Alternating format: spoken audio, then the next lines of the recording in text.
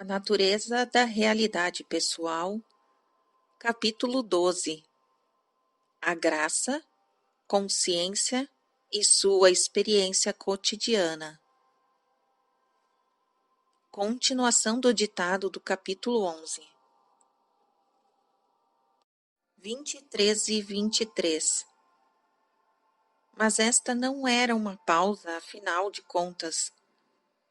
Seth decidiu transmitir uma página para Jane e para mim, antes de iniciar o capítulo 12. O intervalo foi até as 23h40. Dê-nos um momento para o ditado. Estamos começando o próximo capítulo e o título é Graça, Consciência e sua experiência diária. Até agora, mencionei com muita frequência o estado de graça, na seção 636 do capítulo 9, por exemplo. Porque, embora ele tenha muitas dimensões, é falando de um modo prático a causa da sua sensação de bem-estar e realização. É a condição de sua existência. Cada um de vocês pode colocar o seguinte em suas próprias palavras, mas muitas vezes lhe parecerá que sua consciência está dizendo que você caiu do estado de graça e que algum jubiloso senso de apoio interior, misterioso, já não o sustenta. Infelizmente, a consciência como você a imagina é um guia em que não se pode confiar, falando-lhe através da voz de mães e pais, professores e cleros. Talvez, anos atrás, cada um deles com suas próprias ideias do que é certo e errado para você e para a humanidade em geral. 23h45. Essas pessoas naturalmente eram e são muito falíveis. Quando você é criança, porém, os adultos parecem deuses. Suas palavras caem com grande força, porque você está completamente à mercê de seu apoio. Quando criança, é muito necessário que você aceite crenças alheias antes de sua mente consciente poder formar suas próprias ideias. Você aceitou os conceitos por razões próprias. Essas crenças representam a estrutura espiritual e mental das ideias, a matéria-prima, por assim dizer, com a qual você tem que trabalhar. Nessa adolescência, certas crenças são fácil e imediatamente abandonadas ou alteradas, a fim de se ajustarem à expansão dos padrões de experiência. Algumas permanecerão, talvez com a mudança de certos elementos. As crenças podem ser revistas para ajustar a sua nova imagem, por exemplo, embora o padrão principal permaneça o mesmo. Vamos considerar a ideia do pecado original, todas as formas coloridas que ela pode tomar dentro da estrutura de seus conceitos e como podem afetar seu comportamento e experiência. 23h55. Este conceito existia antes do início do cristianismo e foi transmitido de várias formas através dos séculos e em todas as civilizações. No lado da consciência, é um mito que simbolicamente representa o nascimento da mente consciente, na espécie como um todo, e o surgimento da responsabilidade individual. Este conceito também representa a separação do eu, que percebe e, portanto, julga e avalia, do objeto que é percebido e avaliado. Representa o surgimento da mente consciente e do eu individual fortemente orientado, emergindo das dimensões profundas da qual emana todas as consciências. O mito do pecado original retrata a nova consciência, vendo a si mesma como única e separada, evoluindo da árvore da vida, e, portanto, capaz de examinar seus frutos para ver-se pela primeira vez como diferente dos outros, como a serpente que se arrasta sobre a superfície da terra. O homem surgiu como uma criatura de distinções. Ao fazer isso, ele muito propositadamente desligou-se, usando seus termos agora, do corpo, de seu planeta e de uma nova forma. Uma parte dele ansiava muito naturalmente retornar às fontes do conhecimento inconsciente que precisou ser abandonado, no qual todas as coisas eram dadas, sem necessidade de julgamentos nem distinções, e todas as responsabilidades eram biologicamente proordenadas. Ele viu a si próprio elevando-se acima da serpente, que era um símbolo do conhecimento inconsciente. A serpente, porém, sempre mistificaria e atrairia o homem, mesmo tendo ele que ficar sobre a cabeça dela, simbolicamente falando, e elevar-se de seu conhecimento. Com o nascimento desta consciência, veio a responsabilidade consciente para os frutos do planeta. O homem tornou-se o jardineiro. Bem, este é o fim do ditado. Você pode ou não, como desejar, incluir o material seguinte como parte do livro. 00:07. 2 meses atrás, um amigo começou a ter dor de dente e dor no maxilar, o que resultou em perda de peso pelas razões dadas a seguir. Assim que seu amigo começou a ler um livro sobre alimentos saudáveis, que ganhou ou que deu de presente a si mesmo, começamos a ver um excelente exemplo da maneira em que as crenças funcionam. Se ele compreender isso, a experiência poderá ser muito valiosa. Se certos alimentos são bons, então outros devem ser ruins. Se ele teve um problema depois de comer certas coisas, passou a evitá-las. Antes de ler o livro, a ideia não lhe teria ocorrido neste contexto. A recusa de certos alimentos, portanto, tornou-se um símbolo de recusa em aceitar certas crenças, de modo que essas crenças não foram enfrentadas enquanto esses alimentos não foram ingeridos. Isso é feito por meio de muitos outros métodos, em base consistente, por muita gente o tempo todo. No caso de seu amigo, a compreensão de que pode comer aqueles alimentos significa que ele compreende que pode enfrentar as crenças em si mesmo, o que ele está começando a fazer. Ele continuou a rejeitar certos alimentos durante um tempo, como símbolo de que ainda não estava enfrentando certas crenças. Com cada triunfo agora, e houve muitos com sua ajuda e a de Robert, ele mostrou a si mesmo que as crenças, e não os alimentos, é que são importantes, reforçando sua independência e sua liberdade. Ele leu um livro que falava sobre massagem dos pés e sua relação com os reflexos do corpo. Ora, o cuidado natural com o corpo é tratado durante esta terapia, é muito benéfico, porque os direitos do corpo são levados em consideração, sem o julgamento de valores que acompanham os alimentos naturais. Neste livro, falarei mais sobre alimentos naturais.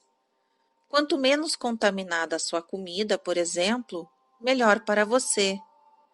Mas não se acreditar que o corpo, em sua sabedoria, não pode lidar com os alimentos normais que você tem à sua mão.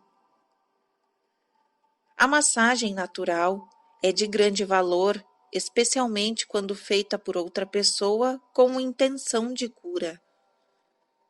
Ela não resolverá problemas interiores. Não é uma resposta em si mesma, mas pode ajudar a promover relaxamento momentaneamente. Os reflexos mencionados realmente existem. Se uma atitude interior adequada for mantida, essa massagem pode ter muito valor. Ela simplesmente age para familiarizar o corpo com os profundos sentimentos de relaxamento que a mente lhe negou, e pode ser um processo excelente de aprendizado. Agora pode terminar a sessão, ou fazer uma pausa, como preferir. Creio que precisamos terminar então, disse Joseph. Então, boa noite para vocês. O mesmo para você. E as bênçãos que tenho, eu lhes dou. Obrigado, Sete. Boa noite. 00:25. Sete, disse Jane, estava disposto a continuar caso concordássemos. O resto do capítulo está bem ali. Também, à nossa disposição, havia mais material sobre nós. Mas... Seção 647, dia 12 de março de 1973, 21h37, segunda-feira. Eu datilografara apenas parte da última sessão e li o resto para Jane pelas minhas anotações. Pouco antes do início da sessão desta noite, ela disse com humor involuntário: estou começando a receber coisas de Sete, mas sobre nós. Não quero isso. Eu quero material para o livro. Mas Sete apareceu com algumas páginas relativas a uma discussão que tivemos hoje. Depois de uma pausa, às 21h50, ele retomou o ditado do capítulo 12. Dê-nos um momento. Ditado. A serpente é o símbolo do mais profundo conhecimento que existe, inscrito na natureza humana. Também contém em si o ímpeto de elevar-se acima ou além de si mesma, como certos aspectos. Eva, e não Adão, por exemplo, come a maçã primeiro, porque como mulher ela representa os elementos intuitivos da raça, retratados na história como femininos. O que provocaria esta evolução? Só depois poderia o ego, simbolizado por Adão, atingir seu novo nascimento e efetuar a separação necessária. A árvore do conhecimento, então, realmente ofereceu seus frutos, bons e maus. Porque era a primeira vez que havia disponibilidade de qualquer tipo de escolha e de livre-arbítrio. Havia outras histórias. Algumas não chegaram até você, nas quais Adão e Eva eram criados juntos e em um sonho separavam-se em homem e mulher. Na lenda de vocês, Adão aparece primeiro. A mulher, sendo criada de sua costela, simboliza o surgimento necessário a partir da nova criatura, das forças intuitivas que sempre se manifestarão, pois, sem esse desenvolvimento, a raça não teria atingido autoconsciência em seus termos. Bem e mal, então representaram simplesmente o nascimento de escolhas, inicialmente em termos de sobrevivência, onde antes apenas o instinto fornecera tudo o que era necessário. Em termos mais profundos, ainda há outro significado que espelha todas estas divisões aparentes que ocorrem quando tudo que parece separar-se de si, porções de si mesmo, espelhando sua onipotência por novos padrões de ser que em seus termos recordam sua fonte e olham para trás com saudade, embora ainda glorificando em sua própria individualidade única. 22:6. A transmissão de Jane fora muito intensa.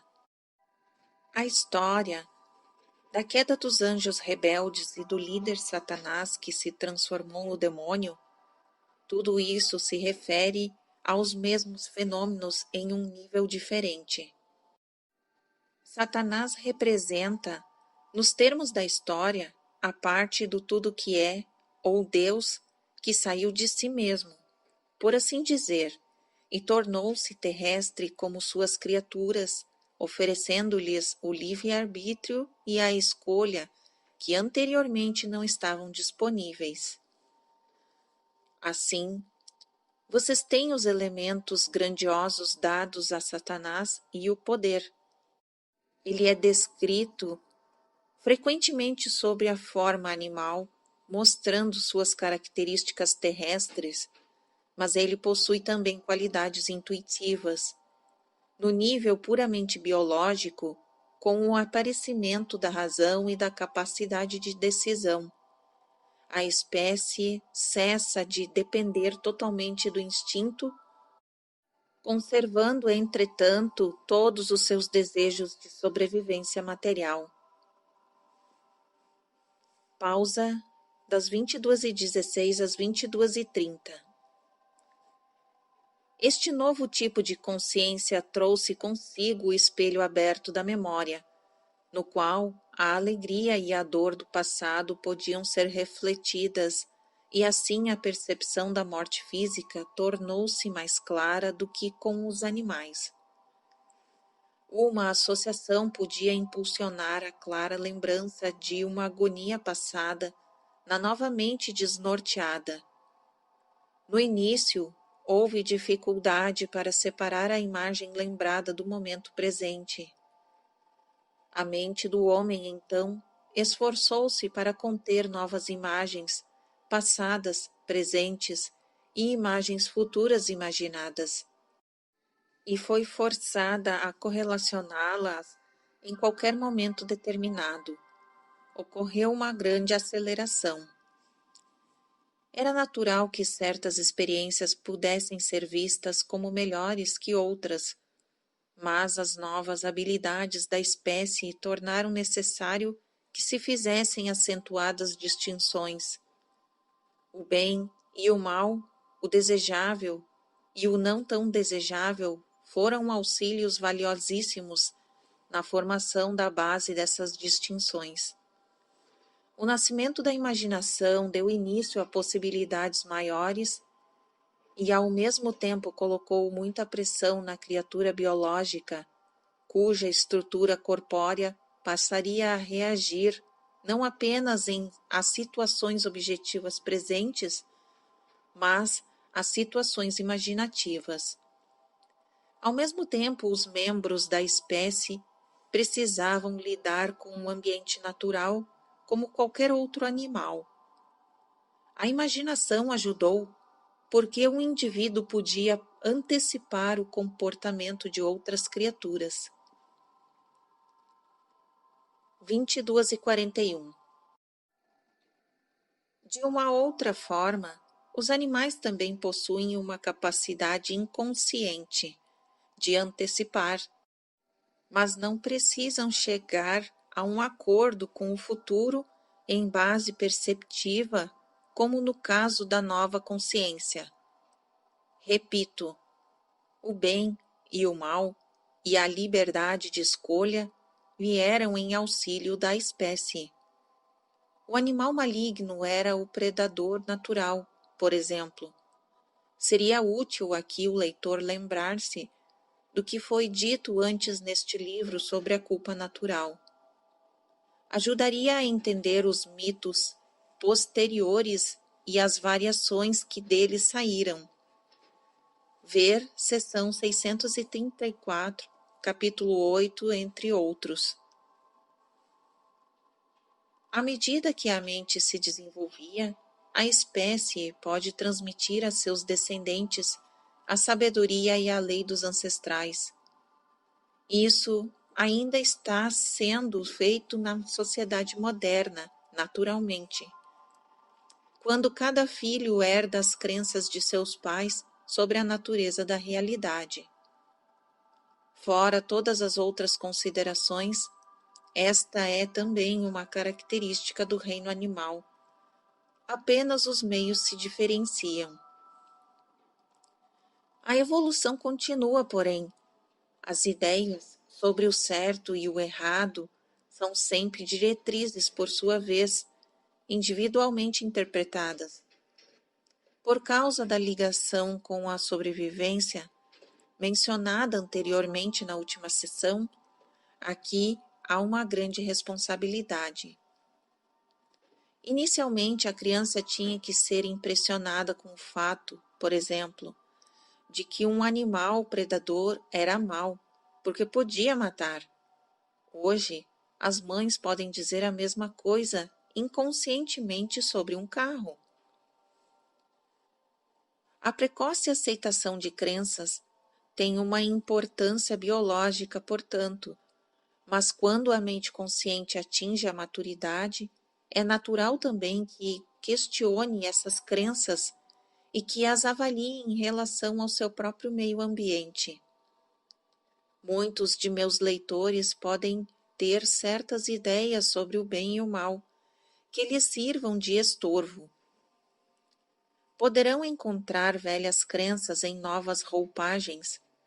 Você pode pensar que é bem livre, apenas para descobrir que se apega a velhas ideias, mas que colocou sobre elas ternos novos ou que se concentrou em outros aspectos. Sua experiência cotidiana está intimamente ligada às suas ideias sobre a dignidade e o valor pessoal. Pode fazer um intervalo. Obrigado. Leia para Roburt minha nota anterior. Está bem, 7. 22h55.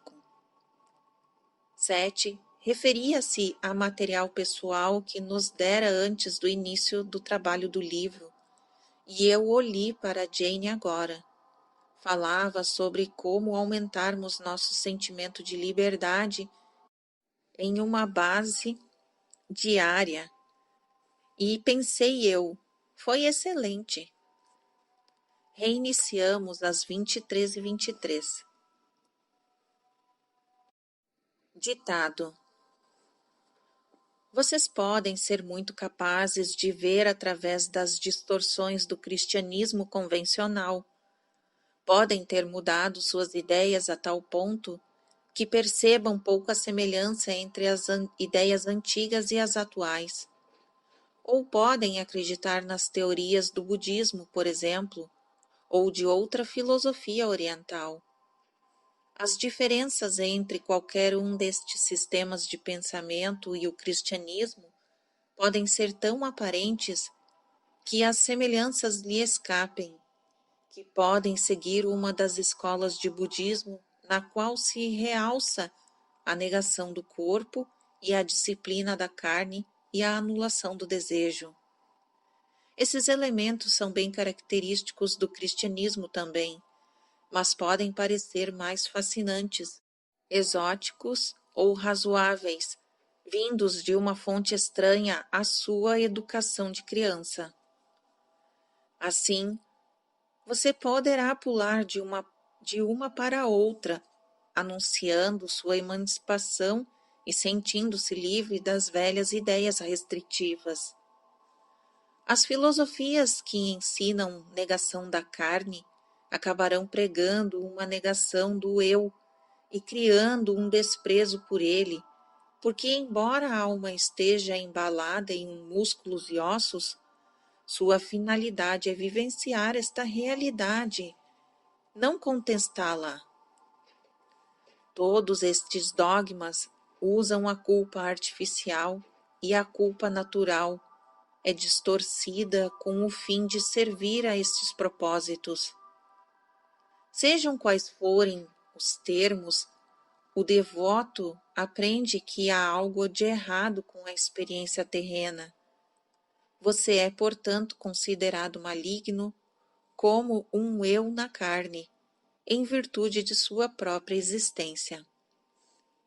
Somente isso já causará experiências adversas, fazendo-o rejeitar a própria base de sua estrutura experiencial.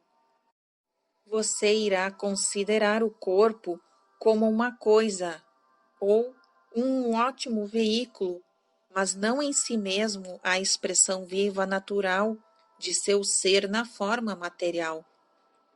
Muitas escolas orientais também salientam, assim como numerosas escolas espirituais, a importância dos níveis inconscientes do eu, ensinando-lhes a não confiar na mente consciente. O conceito de nirvana, ver na seção 637 do capítulo 9, é a ideia de céu. São duas versões do mesmo quadro. A primeira, a individualidade é perdida na beatitude da consciência não diferenciada. E no último, os indivíduos ainda conscientes realizam uma adoração descuidada. Nenhuma teoria contém uma compreensão das funções da mente consciente, nem da evolução da consciência, ou no que diz respeito ao assunto de certos aspectos das propriedades físicas mais significativas. A energia jamais é perdida. A teoria do universo em expansão aplica-se à mente tanto quanto ao universo. 23 e 43. Essas filosofias, entretanto, podem levá-lo a uma profunda desconfiança tanto do seu corpo como de sua mente. Dizem-lhe que o espírito é perfeito, e assim você pode viver à altura de padrões de perfeição impossíveis de conseguir. O fracasso aumenta o senso de culpa. Então, você tenta afastar ainda mais o júbilo característico de sua condição de criatura humana, negando a vigorosa espiritualidade de sua carne e as fortes tendências corpóreas presentes em sua alma. Tenta livrar-se de todas as emoções naturais, sendo assim roubado de seus maravilhosos impulsos espiritual e físico. Por outro lado, alguns mestres talvez não considerem muito estas questões, mas ainda assim estão profundamente convencidos da miséria da condição humana, focalizando todos os elementos mais sombrios de sua experiência, vendo a destruição do mundo ainda mais próxima, sem realmente examinar as crenças que provocam esses sentimentos constantes. Podem achar fácil aprovar os fanáticos óbvios que clamam pela vingança divina e falam sobre o fim do mundo com enxofre e cinzas. Eles podem estar igualmente convencidos, porém, da indignidade básica do homem e, portanto, da sua própria. Em seu dia a dia, essas pessoas concentram-se em eventos negativos, abastecem-nos e infelizmente provocam experiências pessoais que parecerão reforçar as ideias básicas. Aqui, em um contexto diferente, encontramos a mesma negação do valor e da integridade da experiência terrena. Em alguns desses casos, todos os atributos desejáveis da humanidade são ampliados e projetados para um Deus ou uma superconsciência, enquanto todas as características menos admiráveis são deixadas para a raça e os indivíduos. O indivíduo, portanto, priva-se do uso de grande parte de suas habilidades. Ele não as considera como suas e fica admirado quando outros de sua raça demonstram estas qualidades superiores. A teoria do Big Bang afirma que de 10 a 15 bilhões de anos atrás, toda a matéria ou energia estava concentrada em um grande átomo primordial. Esse colosso explodiu e o universo em expansão que vemos, graças à consciência e sua experiência cotidiana, ainda hoje é o resultado desse evento. Uma variação da teoria considera um universo pulsante que resultou do colosso e expansão repetidos de toda a matéria e energia. Pode fazer uma pausa ou terminar a sessão, como preferir. Vamos fazer uma pausa. 23h57. Eu disse a Jane que poderíamos terminar a sessão se o desejasse. Ela decidiu esperar para ver. Reiniciamos à 00h12. Até certo ponto, estas crenças seguem certos ritmos, tanto nas civilizações como no tempo. A mente é um sistema de controle mútuo, assim como o corpo, e dessa forma, geralmente, um conjunto de crenças que pode ser visto como profundamente negativo, serve a fins benéficos ao contrapor-se a outras crenças. Durante algum tempo, a civilização ocidental salientou uma versão distorcida do raciocínio intelectual, por exemplo, e assim a ênfase dada hoje a outras porções do eu tem seu propósito. O povo que está vivo no mundo vem a ele com seus próprios problemas e desafios, e assim tem muito a ver com o tipo de crenças nacionais e mundiais que são geradas e que predominam. As crenças naturalmente são estruturas nas quais se testam vários tipos de experiência. Isso também se aplica às religiões e às situações políticas e sociais. Há sempre uma troca constante entre o indivíduo e o sistema de crenças coletivo no qual ele escolheu um cenário de vida.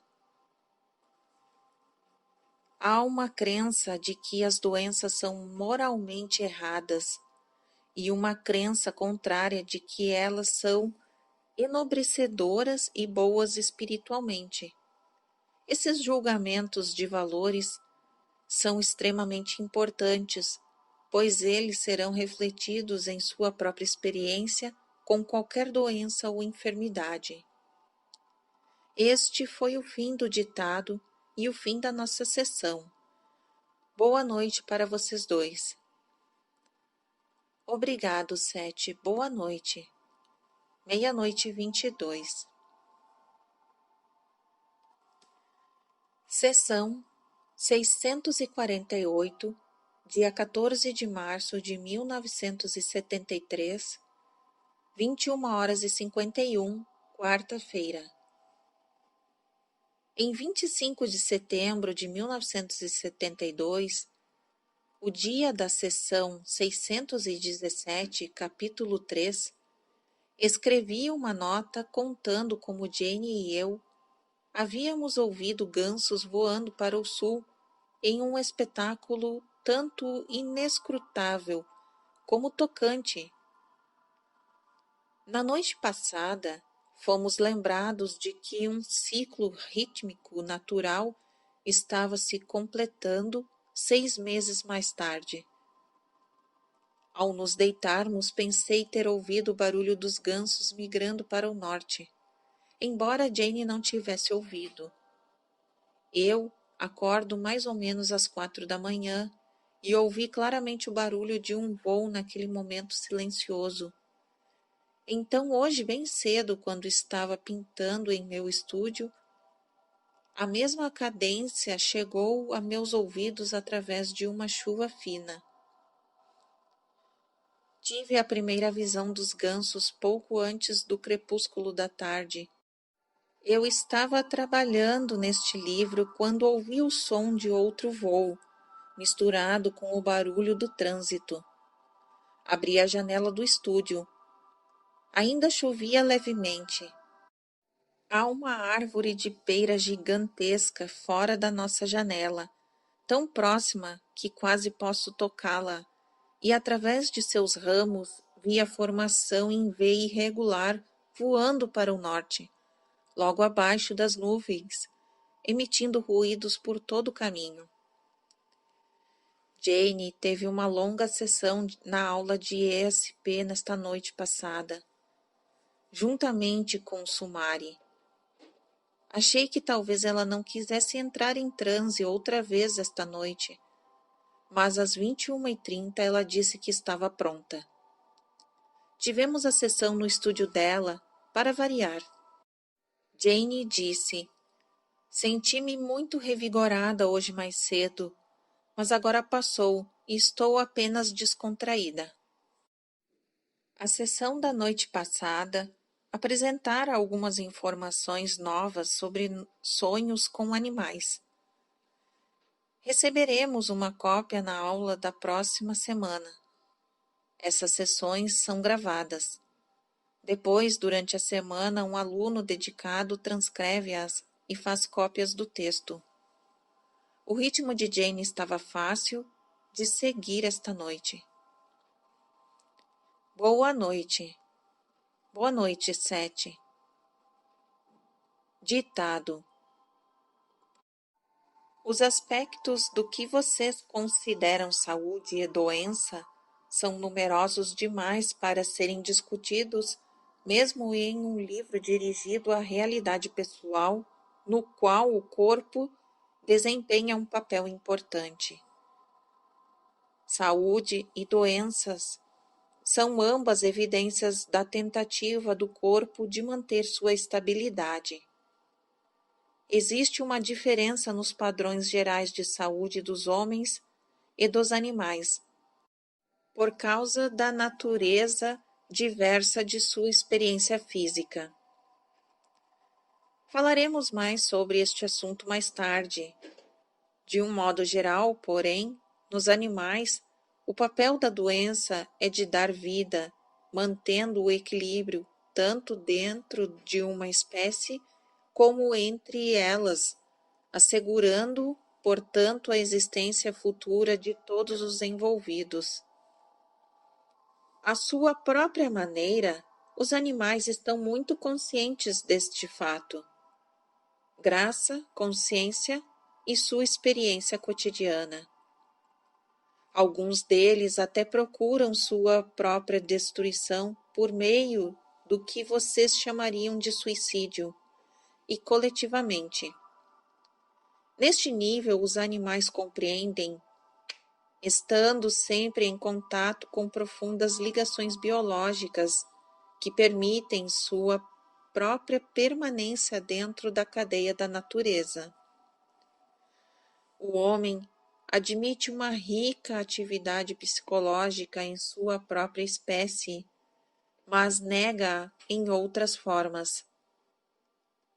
Entretanto, há tantos tipos diversos de movimentos psicológicos exuberantes quanto há espécies.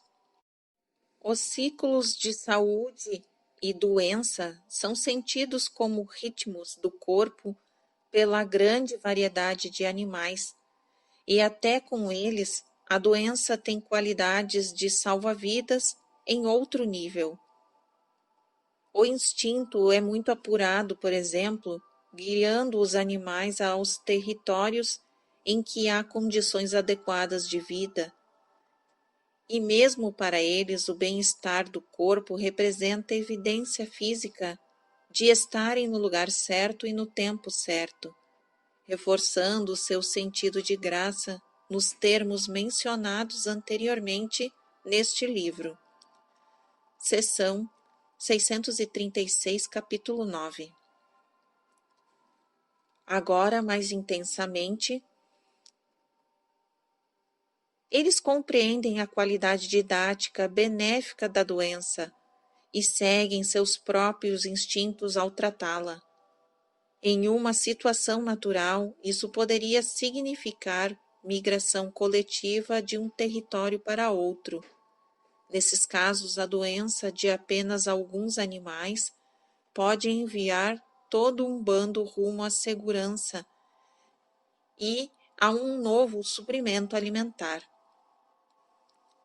O homem é tão verbal que acha difícil compreender que outras espécies trabalham com contextos de ideias de um tipo diferente, nos quais, naturalmente, o pensamento como vocês o consideram não está envolvido. Mas existe um equivalente usando uma analogia. É como se as ideias fossem construídas não através da estrutura de sentenças, mas reforçadas por imagens visuais interiores, mas por padrões mentais, semelhantes estruturados por meio do toque e do aroma. Em outras palavras, pensando, mas dentro de uma estrutura totalmente diferente e estranha para vocês. 22:15. Sete repetiu as últimas duas sentenças para ter certeza de que eu havia escrito corretamente. Este tipo de pensamento existe usando a analogia dentro da estrutura do instinto, já que seus pensamentos verbalizados também podem introduzir-se fora desta estrutura. Uma das principais diferenças entre vocês e os animais, de importantes significados em termos de livre-arbítrio, está envolvida aqui. Os animais, portanto, compreendem os elementos benéficos e orientadores da doença. Eles também compreendem a natureza do estresse como um estimulante necessário à atividade física. Observando até mesmo um animalzinho doméstico, você notará sua maravilhosa e total desconcentração e ainda sua reação total imediata ao estímulo. Assim, os animais que estão em cativeiro lutam para prover-se dos fatores necessários do estresse que trazem saúde. Uma das nossas janelas está aberta por causa do calor. Inclinei a cabeça naquela direção, ouvindo. Levemente, por cima do som da chuva, ouvi gansos outra vez. Você quer fazer uma pausa e ouvir os gansos? Não, eles irão embora em 1 minuto. Eles são mais melodiosos do que eu. Sem dúvida, eles são fascinantes. Mas, acrescentei brincando, você também é. Um tanto sério, agradeço pelo cumprimento. Os animais, então, não pensam na doença em termos de boa ou má. A doença em si mesma, nesse nível, é uma parte do processo de sobrevivência e um sistema de controle mútuo. Com o surgimento do tipo específico de consciência do homem, surgiram outras questões. A humanidade sente sua própria mortalidade ainda mais do que os animais. Com o crescimento desta variedade particular de autoconsciência, veio a exteriorização, a ampliação e a intensificação de elementos definidos que são latentes em outros animais, a individualização de forte atividade emocional em um novo nível, por exemplo. O surgimento da pausa de reflexão mencionada antes, na seção 635, capítulo 8, por exemplo, e o desabrochar da memória, juntamente com a intensificação emocional, levaram os membros da nova espécie a evocar no presente os mortos e as doenças que os mataram. Tornaram-se temerosos das doenças, particularmente no caso de epidemias. O homem esqueceu os elementos do aprendizado e da cura e concentrou-se apenas na experiência desagradável. Até certo ponto, isto foi muito natural, pois a nova espécie desenvolveu-se com o fim de mudar a natureza de sua consciência, de mudar uma realidade na qual o instinto já não era seguido cegamente, e de individualizar com forte foco pessoal a experiência corpórea que anteriormente tomara um padrão diferente. Intervalo 22h36. No intervalo, Jane disse que se sentia muito descontraída e sonolenta, mas não cansada. Ela ouvira os gansos enquanto estava em transe. Essa foi uma das ocasiões em que teve plena consciência de que diversos canais de informações vindos de Sete estavam disponíveis. Tínhamos apenas de decidir qual o assunto que desejávamos tratar depois do intervalo. Número 1. Como as estruturas de ideias funcionam nos animais diferentemente da humanidade. Número 2. O uso de animais, ratos digamos, em experiências com injeções antes de ministrar o tratamento aos seres humanos. A realidade psicológica do homem é tão incrivelmente diferente da dos animais. Jane acrescentou agora que ele inevitavelmente mostraria uma grande variedade de reações. Número 3. Material sobre a própria Jane a respeito de seu estado de relaxamento. Escolhemos a primeira categoria, uma vez que poderia continuar o assunto deste capítulo. Ver notas da seção 616, capítulo 2, que trazem descrições da primeira experiência de Jane com os múltiplos canais de Sete. Reiniciamos, sem pressa, às 22h58. O homem tem uma margem de ação muito maior do que os animais. Ele forma sua realidade de acordo com suas crenças conscientes, mesmo quando a base delas está na natureza profundamente inconsciente da Terra, em termos corpóreos. O eu sou do homem, aparentemente separado da natureza, uma característica necessária ao desenvolvimento de seu tipo de consciência, levou-o a julgamentos de valores, sendo necessária também uma certa ruptura com as certezas interiores profundas de outras espécies. A doença, portanto, foi vivenciada como má. Toda uma tribo poderia ficar em perigo devido à enfermidade de um de seus membros. Ao mesmo tempo, à medida que a mente se desenvolveu, a capacidade de adaptação e a memória tornaram-se ferramentas de sobrevivência e muito eficientes. Em algumas sociedades ou tribos, os velhos ou enfermos eram mortos para que não exigissem muitos cuidados por parte dos capazes fisicamente, pondo em perigo o grupo. Em outras, porém, os velhos eram honrados pela sabedoria acumulada com a idade, e seus conselhos práticos salvaram certas tribos diante de situações em que outras foram dizimadas.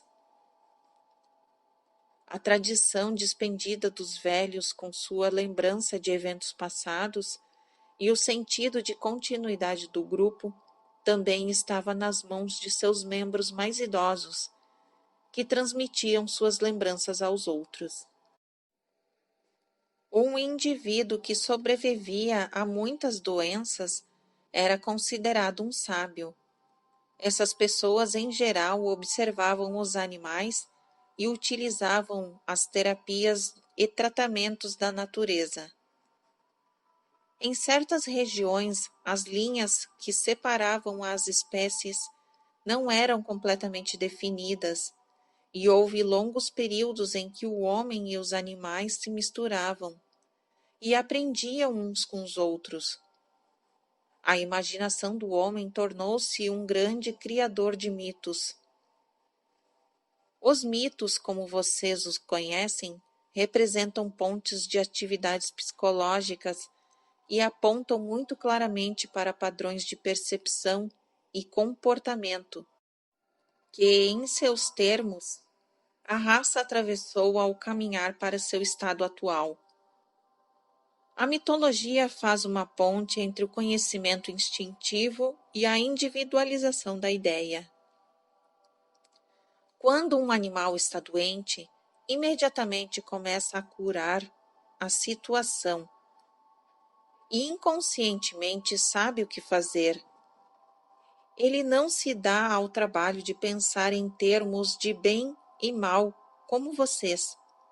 Não pensa o que fez para atrair tal situação, não pensa em si mesmo como inferior. Automaticamente começa a sua própria terapia. Um ser humano, porém, tem outra dimensão com a qual lidar, uma nova área de criatividade, uma mistura diversa de crenças. Suas ideias sobre o seu eu precisam ser examinadas, pois elas estão sendo materializadas na carne. Repito que a situação é muito complexa, pois a doença é ainda uma tentativa saudável por parte do corpo de manter o equilíbrio.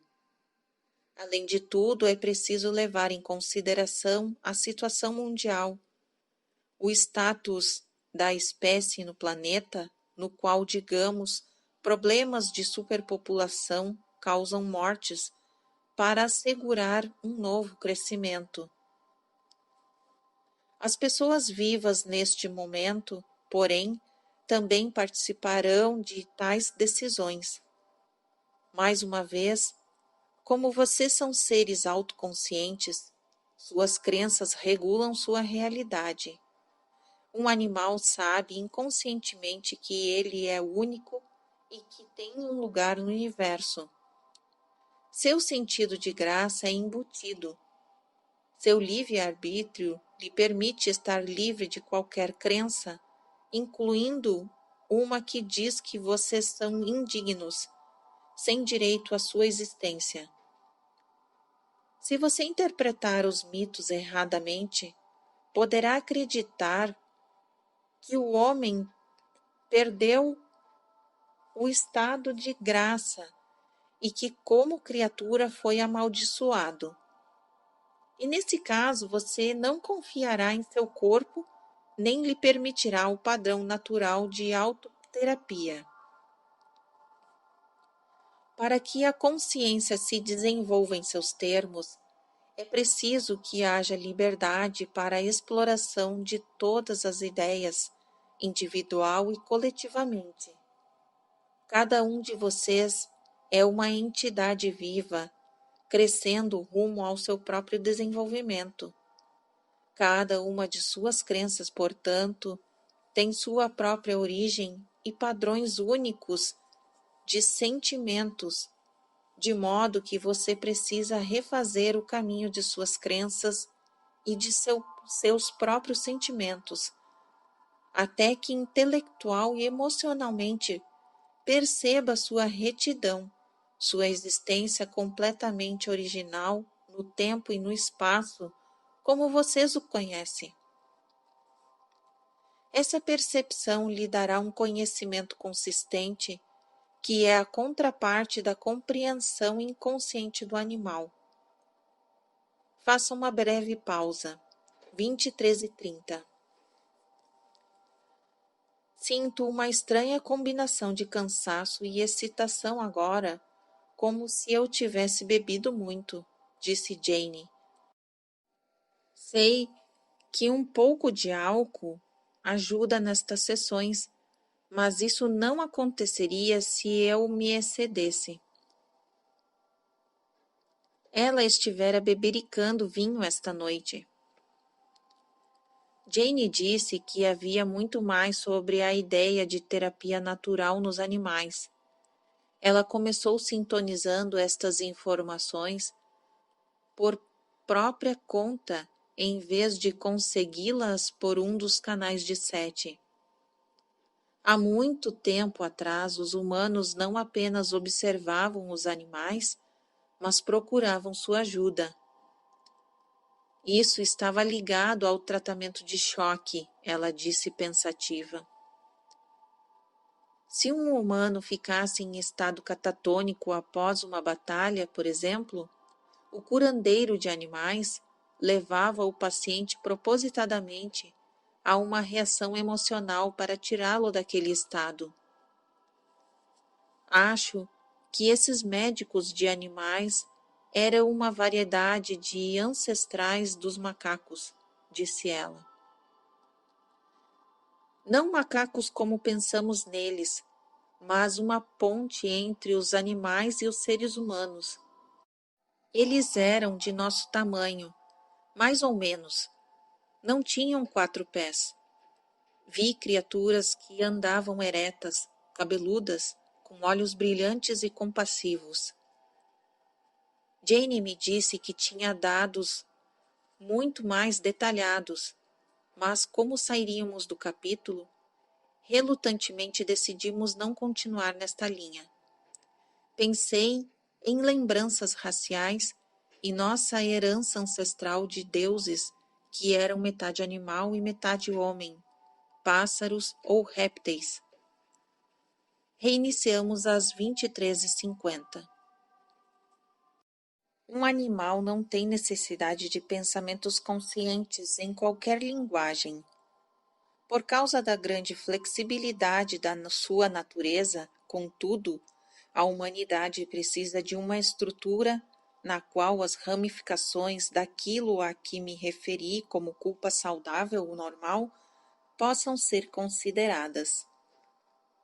O que vocês consideram consciência geralmente é um sentido de certo e errado aplicado de fora, instilado em vocês na juventude.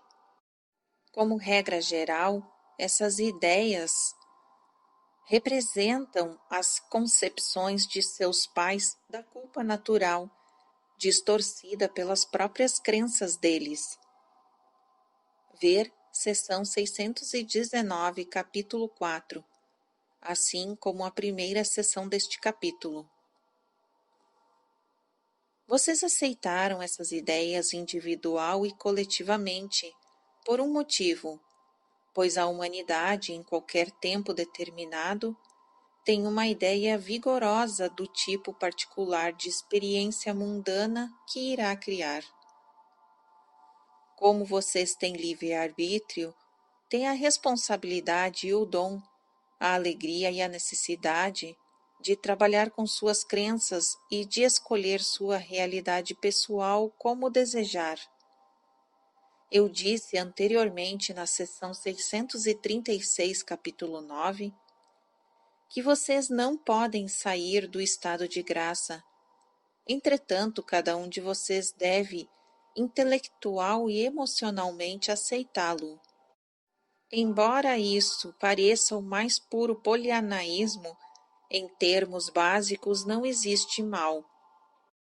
Isso não significa, entretanto, que você não se depare com efeitos que pareçam maus, Mas enquanto cada um se move individualmente através das dimensões de sua própria consciência, tudo que parece oposição é outra face de um impulso supremo rumo à criatividade. Fim do ditado. Uma nota pessoal antes de terminar. Um tanto inesperadamente, Seth começou aqui a dar meia página de informações sobre uma carta e algumas fotografias que recebemos hoje. Depois, sorrindo. Agora, poderia continuar por algum tempo. Então diga alguma coisa sobre os gansos. Farei isso. E dê-nos um momento. Eles o atraem por causa de seu conhecimento instintivo e representam a liberdade interior que o homem está no processo de expressar em nível consciente. Eles também lhe lembram a profunda certeza de seu estado de ser humano e, com o seu voo, evocam dentro de você o conhecimento de que está saltando de seu estado como criatura para dimensões que mal percebe. A migração deles é perfeita em sua simplicidade e complexidade, mas a jornada de vocês como espécie é muito menos previsível, pois abre probabilidades nas quais sua consciência e seu livre-arbítrio lhes permitirão tornar-se criadores conscientes em mundos que vocês iniciam e depois habitam. Divertido e mais alto agora. Está bem assim? Está. Foi ótimo. Então lhes desejo uma boa noite e minhas cordiais saudações a ambos. Obrigado, Seth. Boa noite. 00:13. Jane ainda estava excitada, mas cansada. Uma nota. Ultimamente ela tem trabalhado em um segmento de seu romance, o The Education of Oversoul 7, que ela terminou no início de julho de 1972. Ver a introdução de Jane e o capítulo 1. O novo livro se chama apropriadamente de The Further Education of Oversoul 7. Em português, a tradução ficaria mais ou menos assim: A Educação Além da Super-Alma 7. Fim da sessão. Sessão 649, dia 19 de março de 1973, 21h37, segunda-feira. Boa noite. Boa noite, Seth. A hora do escritor. Pois é. Ditado. Diferentes climas de crenças permeiam o mundo, segundo as épocas. Algumas serão agrupadas em certas áreas, por exemplo, como sistemas de baixa pressão. Outras serão locais, e ainda outras varrerão os continentes como grandes tempestades periódicas. Lembre-se de que as ideias são tão naturais como o clima. Elas seguem padrões e obedecem a certas leis, até mais estritamente que os fenômenos físicos. Infelizmente, ninguém examina a natureza da realidade mental deste ponto de vista. Você nasce em meio a certas crenças coletivas que podem variar de acordo com seu país de origem. Você entra em seu corpo com todas as coisas que o cercam nascendo em um ambiente natural psicológico no qual as crenças e ideias são igualmente reais em todos os aspectos. Ao tornar-se mais hábil no uso de sua mente consciente, é claro que examinará as crenças que o cercam, questionando e muitas vezes até abandonando seu ambiente nativo. Você pode migrar para um clima de crenças no qual as ideias prevalecentes lhe sejam mais convenientes. Assim, como vocês buscam regiões de clima mais ameno. Seja como for, há certas tendências, posturas mentais que você toma sobre si, seu corpo e sua vida, em uma escala maior ou menor. Muitas delas estarão direta ou indiretamente ligadas a velhos mitos e crenças de seus antepassados. Suas ideias de bem e mal em relação à saúde e doença, por exemplo, são muito importantes. Poucos escapam de aplicar julgamento de valores nessas áreas. Se considerar as doenças como um tipo de estigma moral, estará simplesmente acrescentando a elas uma qualidade desnecessária. Tais julgamentos são muito simplistas e ignoram a grande gama de motivação e experiência humana.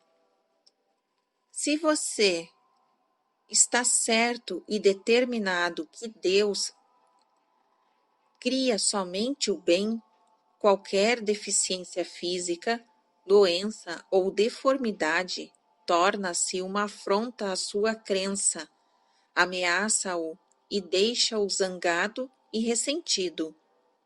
Se ficar doente, poderá odiar a si mesmo por não ser o que acha que deveria ser.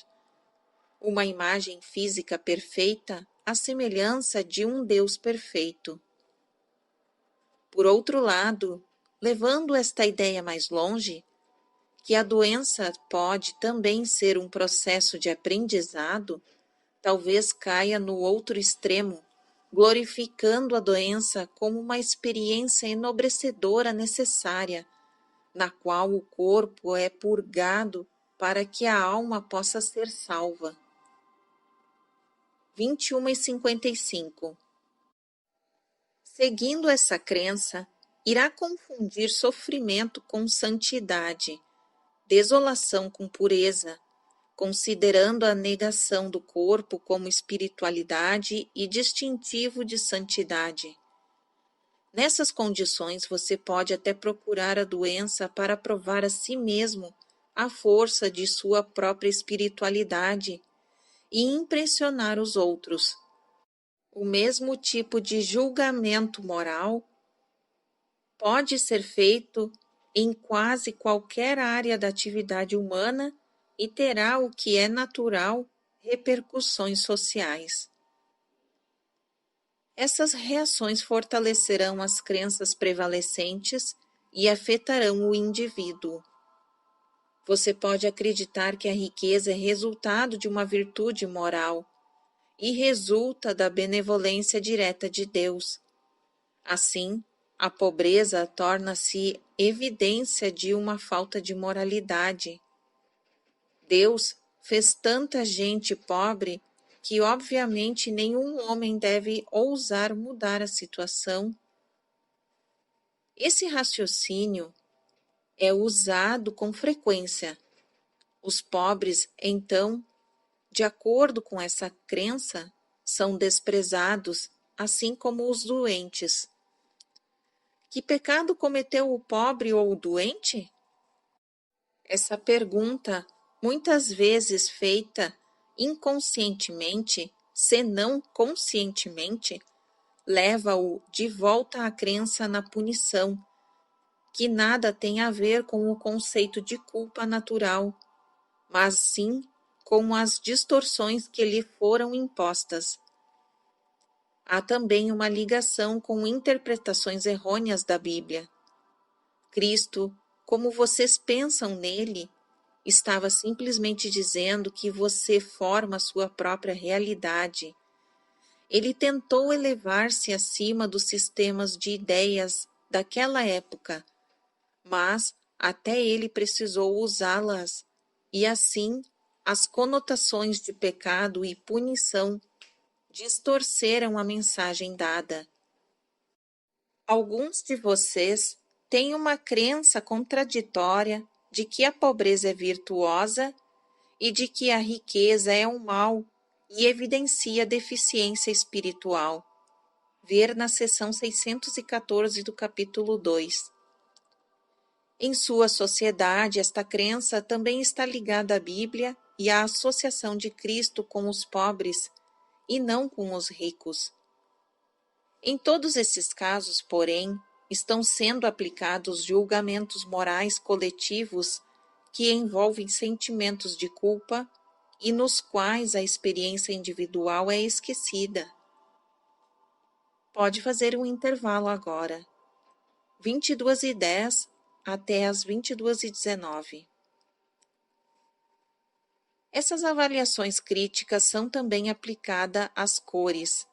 Em geral, o branco é considerado puro e o preto impuro, o branco bom e o preto mau.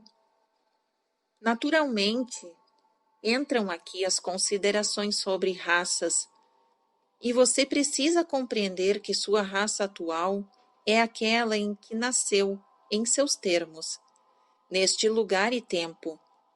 Cada um de vocês foi membro de diferentes raças, e assim, cada um participou tanto das vantagens como das ignomínias atribuídas, em termos históricos, às condições desse nascimento. Este não é um momento para entrar em uma longa discussão sobre o significado das raças, mas cada uma delas é extremamente significativa e representa um aspecto diferente da humanidade como um todo. Cada raça, portanto, tem um significado simbólico para a psique da humanidade. A experiência e a estrutura exteriores de uma determinada raça podem mudar, mas o simbolismo interior permanecerá e será usado criativamente. Sua experiência diária será afetada por sua raça, por suas crenças sobre ela, por suas crenças sobre outras raças e pela tendência das opiniões em geral. Em base muito mais simples, se você considerar Deus em termos humanos, irá projetá-lo como pertencendo à sua própria raça. Se pertencer a uma minoria ou se for negro, poderá ser apanhado por um conflito de crenças. É impossível separar sua experiência diária em qualquer de seus aspectos de suas crenças e dos julgamentos que faz sobre elas. As crenças resumem-se em suas ideias de certo e errado e envolvem todas as suas atitudes a respeito de doenças e saúde, de riqueza e pobreza, de relacionamento das raças, de conflitos religiosos e, mais importante, de sua realidade psicológica do dia a dia. Vamos tratar mais deste assunto, pois ele envolve pessoalmente nos níveis em que você vive e relaciona-se com os outros. Amavelmente, fim do capítulo. Observações da voz humana que lê este livro agora. Peço desculpas pelos barulhos no fundo, mas tem ventado muito fortemente em minha cidade neste período. Não consegui conter minhas janelas. Agradeço a compreensão. Fim do capítulo 12.